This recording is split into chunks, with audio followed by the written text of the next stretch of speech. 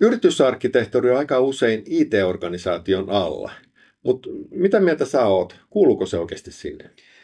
No se on juurikin näin, miten sanoit, eli aika usein IT-vetoisesti tehdään myös yritysarkkitehtuuria ja se toimintona sijaitsee osana ITtä. Mutta jos miettii sitä menetelmää ja sen perimmäisiä tarkoituksia, mä itse näkisin, että se kuuluu johtamiseen, strategiaan ja sen alle tai liiketoimintaan.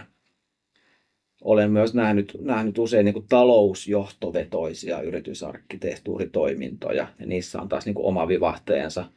Et sanoisin näin, että se, kuka yritysarkkitehtuuritoiminnon omistaa ja kuka sitä johtaa organisaatiossa, usein myös sit säätää, minkälainen siitä rakenteesta tulee.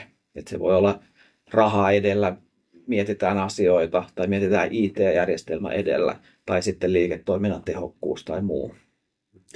Jos nyt ihan tästä näin pääsit rakentamaan ihan uutta yritystä ja niin edespäin, niin mihin sijoittaisit tämän yritysarkkitehtuurin?